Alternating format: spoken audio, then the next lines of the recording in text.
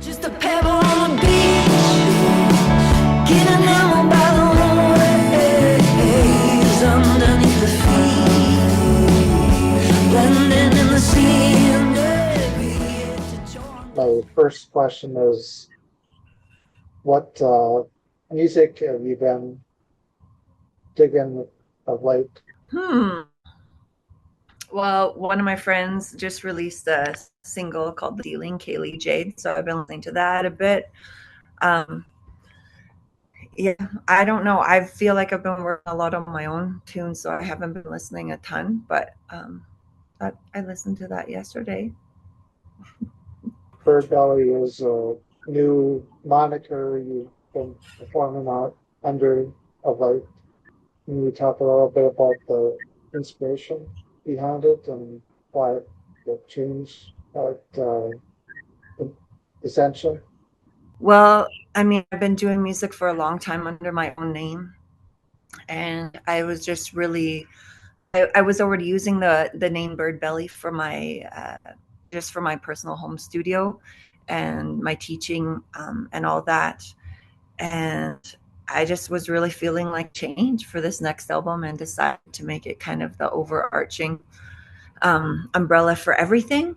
And the name's really tied to well, on a personal side, I guess, when I was a kid, I had a bit of a bird belly, and my siblings would always kind of tease me about that. And then when I had my own children, it kind of became a family nickname, calling their little bellies bird bellies. And but really, I just love like the imagery of birds and the freedom and the resilience and the bravery that they kind of encompass. And then belly is just really about like the source, that deep place where all of our inspiration comes from. And yeah, I love it inspires me, the whole concept of just being able to like create art from that deep place and with freedom and vulnerability and yeah, bravery. So it's just kind of more of a reminder to myself. Was there a point that you realized that you needed a change? And Just I don't know, just sometimes creating art can get a little old, right? And it's like I feel like lots of times it's just chasing that place of feeling creative and inspired again, and like learning how to kind of stay in that mental place. So yeah, this was one of my techniques to do that for this project. So shows describes your sound as Stevie Nicks collaborating with the War on Drugs, which is a nice blend of old and new. How would you describe your sound and what makes it stand out? well, I've always had kind of a weird voice, and that really bothered me for quite a long time. I feel like it's just been the last maybe few years that I've just been kind of leaning into that authenticity. And yeah, I just really love like big reverbs and yeah, kind of dreamy guitar sounds. So that's probably where the War on Drugs part comes from. And I also love using dynamics in my vocal performances and just like encompassing a lot of emotion. And so yeah, I don't know. Does that kind of answer your question? Who are your biggest musical influences? If we're talking about lyrics, I really inspired by like John Prine, Feist. I love her writing. Um, I really Gregory Alan Issakov's kind of like dreamy spaces that he creates. Um, I Jazz. I'm influenced by not so well, more like maybe some old country, not a lot of pop, just like music that sounds really emotive. Um, yeah, lots of things. What got the ball rolling for the making of this album? Well, I mean, as a like a recording artist and performer, I feel like I'm always writing. Um, so lots of these songs were kind of being formed like as I was releasing my last album, Joint and Marrow, under Cynthia Hamar. And so yeah, I kind of had this group of songs that some of that I had been performing, and they'd kind of been coming together in a live sense. And then I definitely knew that I wanted those songs in a project. And so then I just kind of started pulling them apart and kind of thinking about what comments were in them. And then I don't know, the whole Wind the Wood is kind of like, it's like about the tension, right? Like between, like, the wind is like freedom and change and pressure, and then wood is like represents like our community and the things that ground us and keep us rooted. And so I just wanted to create this compilation of tunes that kind of celebrated that tension between the wind and the wood. And so I ended up actually writing a couple songs um, that I intended just for this project, which I haven't really done that before. It was really fun, just to kind of bring those themes all together. But really, like, um, I guess the themes are more like faith and love, and land, and that rootedness, community, and yeah, the pressures we all feel. So You got into music in your teens in a very DIY way and continued that into as you got older with your solo albums.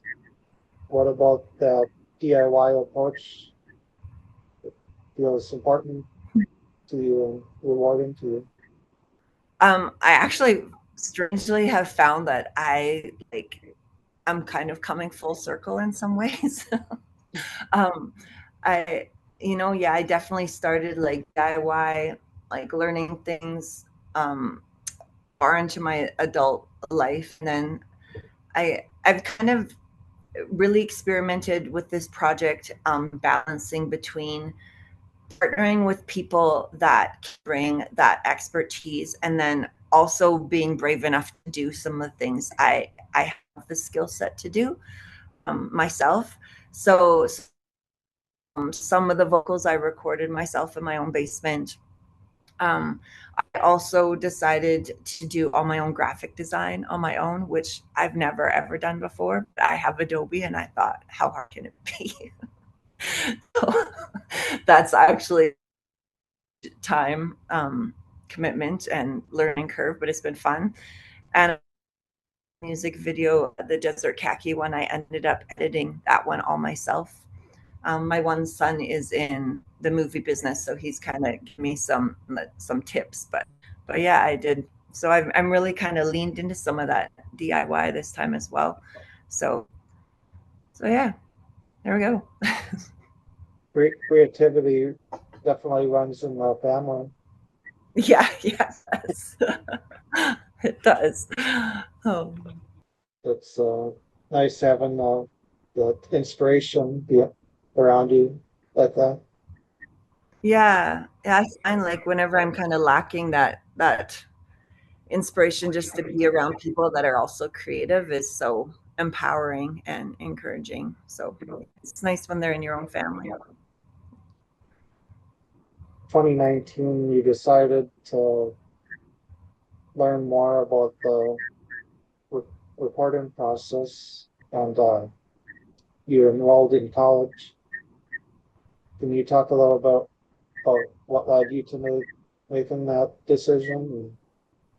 Sure. That was probably the scariest thing I've ever done in my life.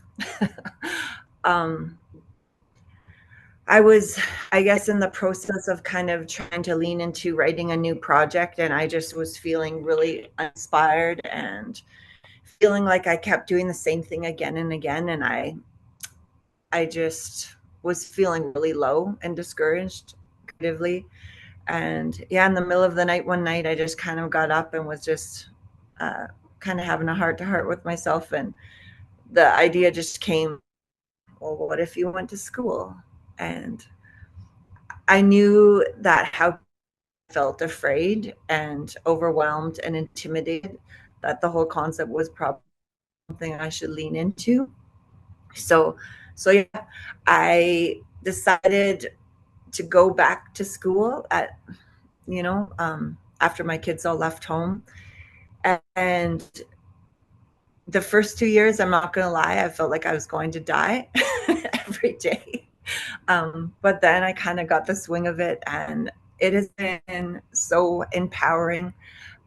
It's expanded my community, my network, my knowledge base, obviously, and my confidence. And it was just so awesome. Like, I feel like I just want to be one of those people that, like, a lifelong learner, and always finding that next challenge and leaning into it. And so school definitely did that for me.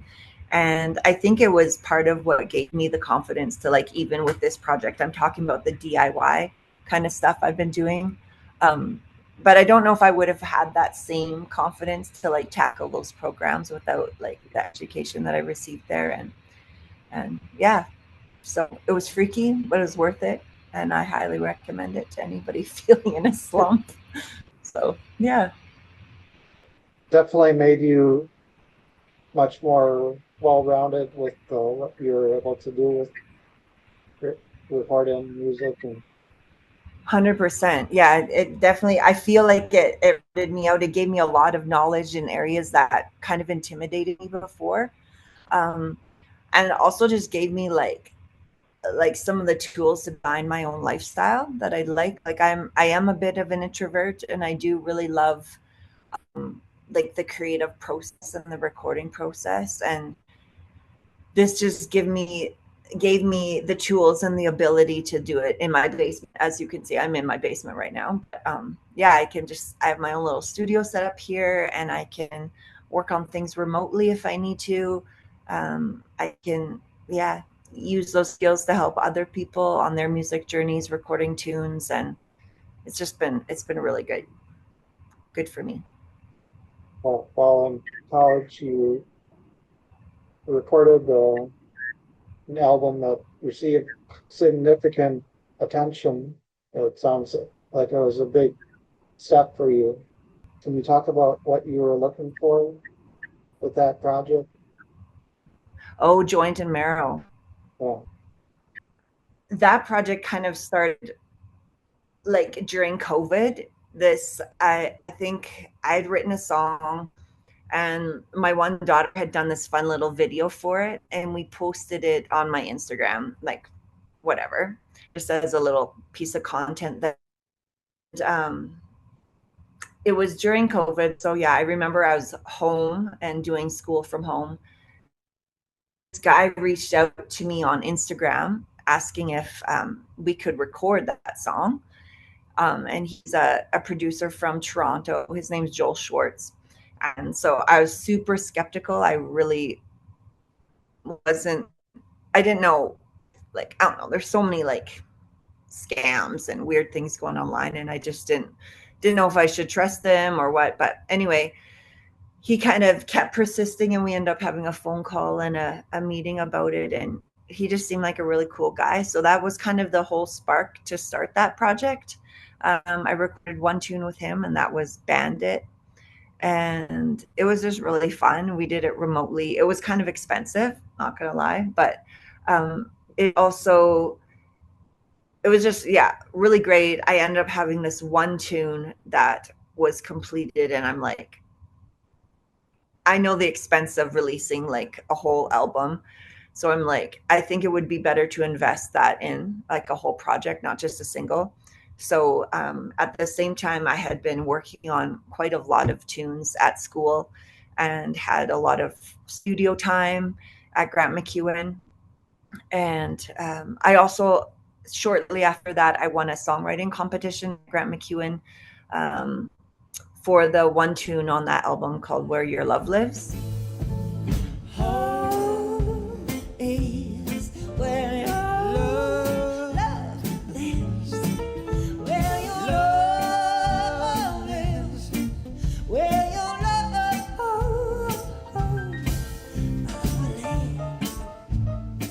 And so part of the award for that, I guess, was recording it in the studio and getting paid to do that. And then I ended up with another tune. So what I ended up doing was after that, after we recorded that song, I jokingly said to my producer for that, who he's actually the head recording at Grant McEwen, and I just joked, I'm like, you want to help me do a whole album? And he said, sure. So yeah, so I booked CL that next, I think it was the anyway, early kind of spring, and we all went out there and recorded that album, and it was really fun. And a lot of the same people are on this project as well. So Paul Johnston produced that album, and then he also produced this one, The Wind, the Wood. Same piano player, Chris Drew, played on both of those projects. Different drummer. MJ played on a couple of those things as well, but this time she played on the full album. So yeah, I really feel like Joint and Marrow was kind of like that stepping stone that took me into this bigger community. It also was my first experience working with a label. So I signed to a label called Neon Moon Records for that. And that taught me a lot about the music business and some of the things that I could be working more on.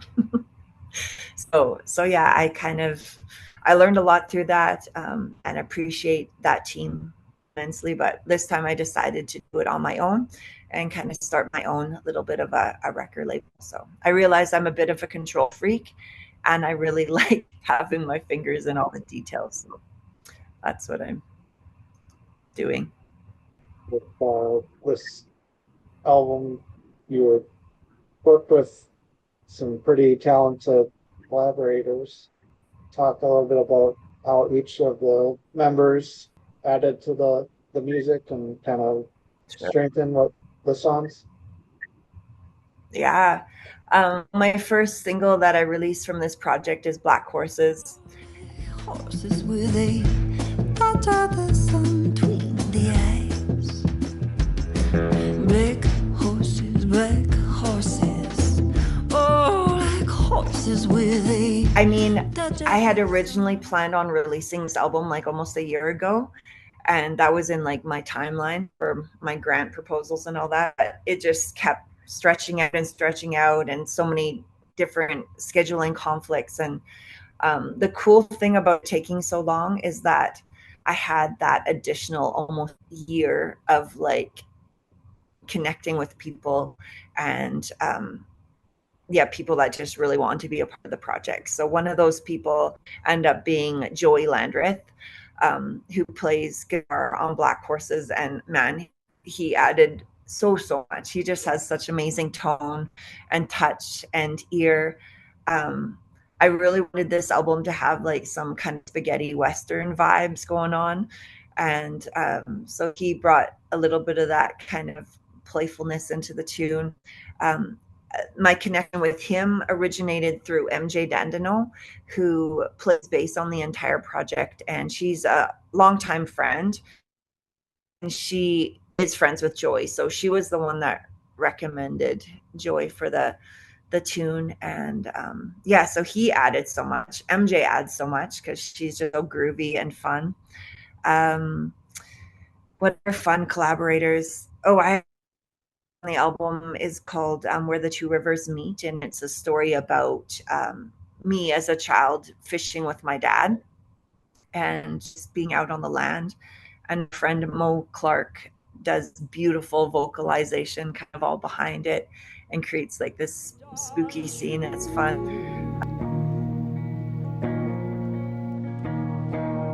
Never let me down, no sound's voice. Always told it true, told it true.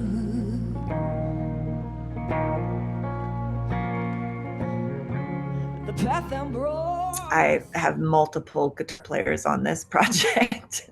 One again is Joel Schwartz, who was the one that I had credited to getting my last album rolling with Bandit. He joins again on a couple tunes, and he just has really amazing ears and adds beautiful textures. Another one is Brendan David.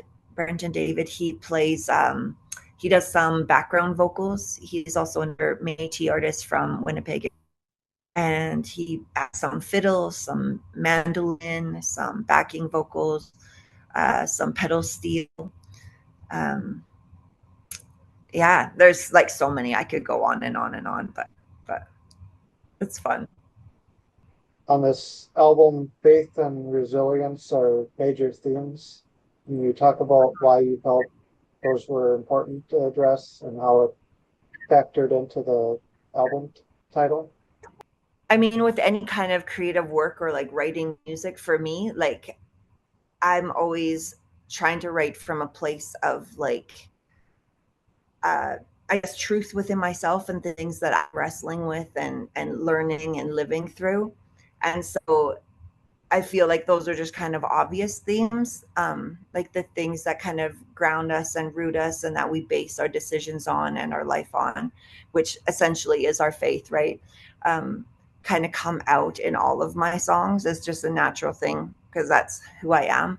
The resilience is, it's honestly just been a really hard last few years. I mean, not hard as in like life and death hard, but hard emotionally, I think.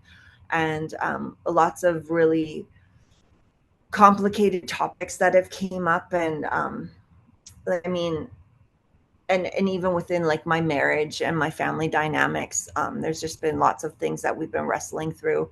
And so these songs are just kind of a byproduct of that, right? So like we're really just a combination of all of our influences and all of our situations that are happening around us. And um, really those have been the big themes of my life, I guess, the last few years is just like what roots me, like what am I about, and and like where I get my strength from, and how that enables me to stand up to all of the challenges and the next things that kind of come my way. Sounds like the songwriting has allowed you to go closer to your heritage and nature. Can you talk a little bit about how that how it has for you? Yeah, 100%. um I feel like I'm not like sometimes it takes me a long time to process things that are going on. And so for me, songwriting is really like a tool where I like can sit down and I'll have like a concept that I'm kind of dissecting and pulling apart and making it into something that I understand, or that like kind of helps me kind of work through that. So that's definitely what I do with songwriting. Um, and I guess in relation to land, I just find like the land and the things around me and like nature and just super inspiring, and like all the metaphors it holds and all like the symbolic things that kind of like resonate into like our everyday lives. um and then I don't know, I guess I feel like it's probably like a lot of people relate to that.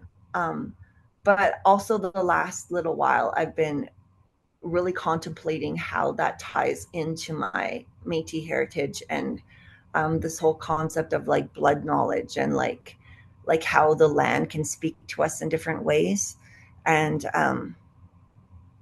yeah, I don't know if that's making sense, but yeah, I just find it so intriguing, history and like where we come from and the things that have been passed down to us. Sometimes we don't even really realize it, but it's just been, it's also a lifelong journey for me. It's like a lot of my history has been hidden and not spoken about, and so it's been one of my missions the last, I don't know, 10 years or more since I've had the mind space, I guess, to just really kind of dig into that a little bit and um, find some more understanding.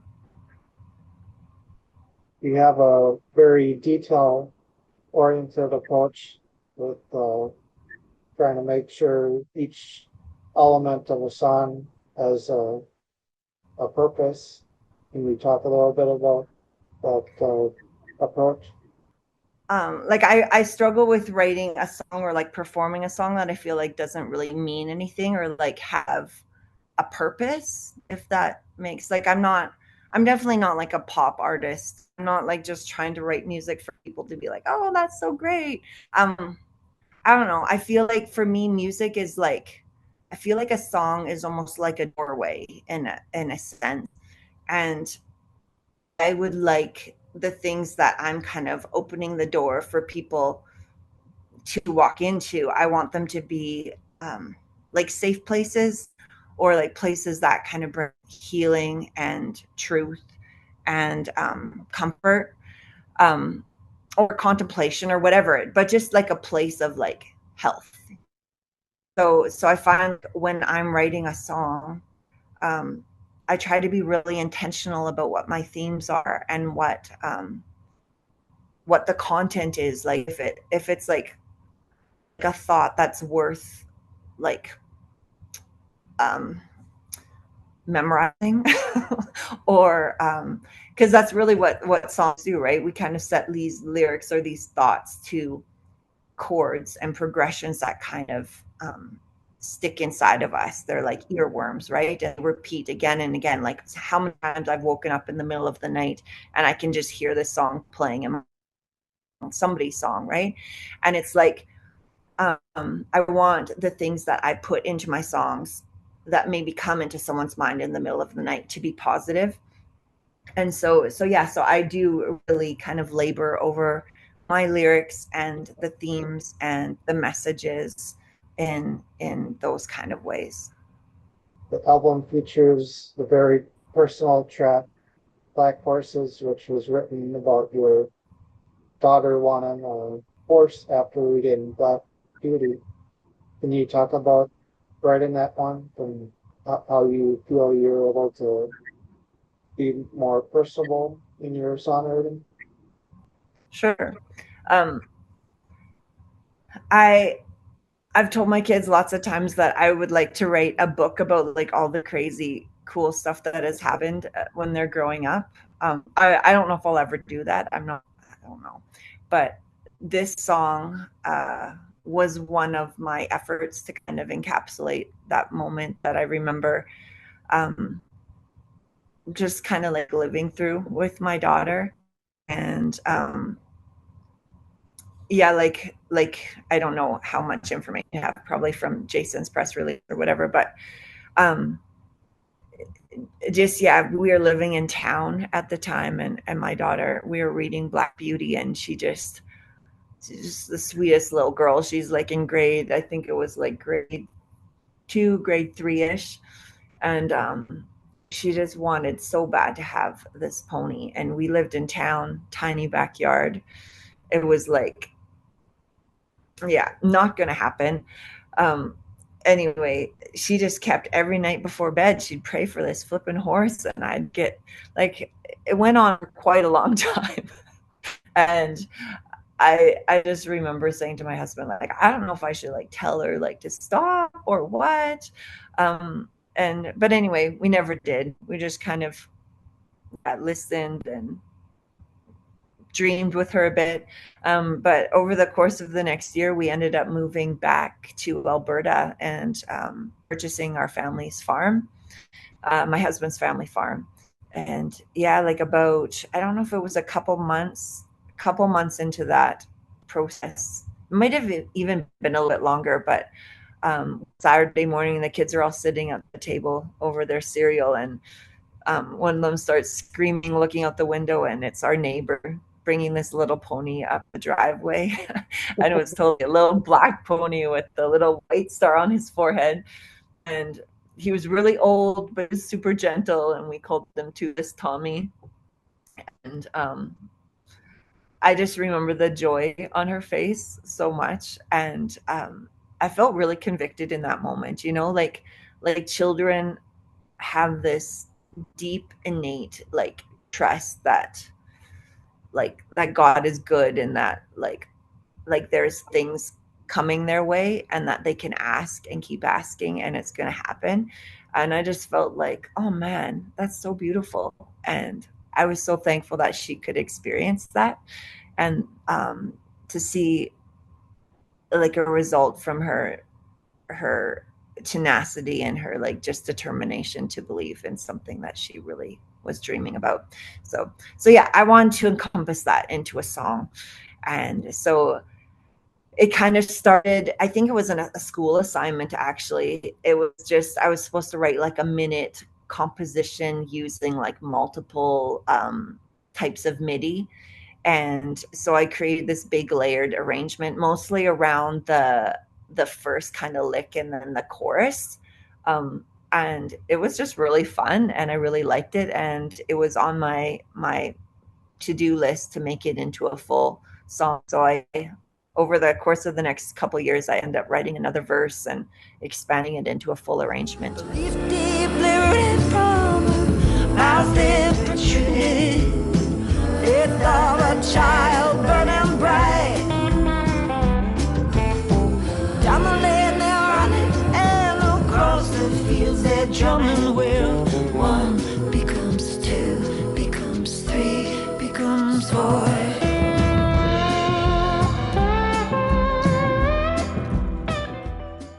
What does your family think of the song now? Well, it's pretty fun because I've always wanted to do an animation as well. And so I have 3 kids.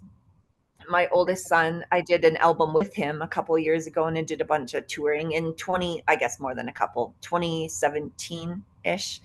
It's called The Sun and I, and we did a lot of music together. And then my middle son is the film guy. He lives in Kelowna. And so I've always wanted to do an animation. And so I said to Corbin, I'm like, hey, like, do you know how we could make this happen? And so him and his team ended up finding me these animators from Kelowna and helping me with the whole music video. Yeah, so it's just been like this big incorporation of like all my kids, and my daughter's been super pumped. She helped me with some of the script. My son helped me with some of the script. And yeah, they like it a lot. So it's been fun to have an animation video. Those doubters melt away. Boy, in the morning, those doubters melt away. What song surprised you most and how they came together? Which song surprised me the most on the album?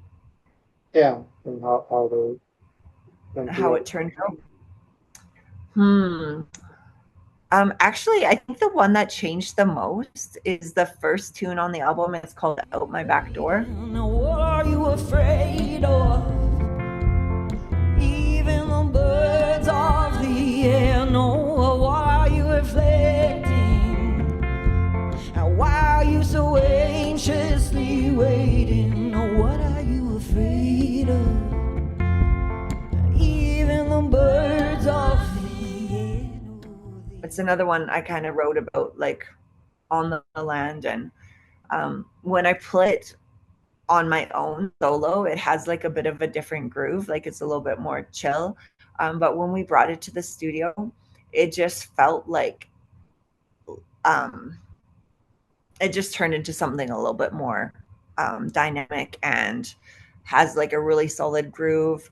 We brought in a bunch of different harmonies and kind of imagined some of my intros to the verses. And yeah, it's really fun.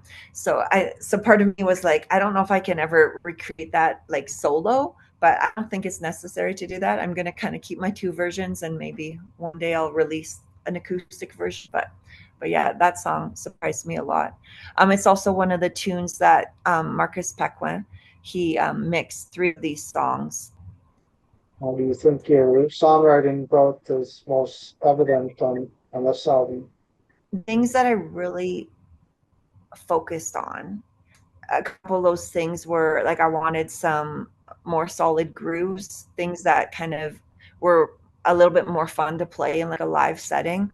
And so that was one of my reasons I brought MJ in, to kind of challenge me in that way. So I definitely feel like for songwriting wise, I did incorporate more grooves. I also wanted some really strong like stories that kind of relatable, which I also worked on. Songs like Hummingbird did that. I feel like they've done that really well. Black Horses is another one of them. The Two Rivers Meet is a really interesting, it's probably one of my favorite songs I've written. It's just, it incorporates a lot of different songwriting techniques, and um, I just find it feels refreshing for my kind of writing styles. And yeah, I feel like every song on this album I've actually tried to challenge myself in some way and represents an element of growth for me. Sounds like the playing live shows have been really a major force in your growth. Like, Yeah, 100%. Because I feel like when you're playing a song live, you can see how if people are connecting to it or if it's moving anybody, and you can really feel the energy in a room. And I feel like it's a really good place to kind of get the most accurate information about how well a song is going to be received. And so I try to do that as much as I can when I'm writing and kind of getting ready for a project. Is like, I know some people say that you should never play your songs at your shows until you release them, which I don't agree with at all. I kind of feel like they show you what they want to be like. And lots of songs I've written over like just rewritten and rewritten. I'm like, oh man, like it live, that part really didn't work, you know? And so it kind of helps you craft them in a different way, in a more purposeful way, I guess, to connect with people. it seems helpful that then you can see their real time reaction and kind of see input with what you could do with the song, that kind of stuff. 100%. Yeah, so much. And then the funny thing about that is like it like other people, and just like the whole concept of musicking is like really what I feel like makes a good song. You know, it's more than just my ideas. It's like I'm seeing how it's connecting with people, and then that really does influence the final version for sure. And even the versions going forward, because I feel like even once you've recorded them, sometimes I get bored of them and I end up changing it up when I perform them. So yeah, it's a constant evolution. What are you most looking forward to in the months ahead? Oh, what am I most looking forward to? Um, well, I'm not gonna lie. My oldest son, they're expecting a baby end of October. So outside of the music realm, that's what I'm most excited about. I'm excited about, yeah, being a grandma and just being a part of that in their lives. In the music realm, I'm really excited to see how people like interact with these songs. Campaign um like after this album's out, and I'm excited to see like how well it does. And I'm also really looking into this next year, so working on some live show components and a plan for festivals. And um, I don't think I'm going to do too much touring this fall. I have a few things lined up, but nothing crazy. I just kind of want to really work on having a really strong kind of follow up, I guess, in the spring this next year. And I'm really looking forward to that. I'm looking forward to just seeing like um, what kind of fun things we can bring into our shows, and who even what my whole team is going to look like. It's kind of still developing. And yeah, all the fun things. I have another single that I'm probably going to release next spring. I have another music video that I'm going to release after this album is out, that corresponds with the album, but I just didn't have enough time to fit it in before. And yeah, I'm just really excited. I'm excited to have like and a fresh kind of take on like my merch and my shows, and how I'm presenting myself and my art. And it feels fresh and it feels exciting. And yeah, we'll see. Best of luck to you with everything. Thank you. And thanks for taking this time with me. I appreciate it.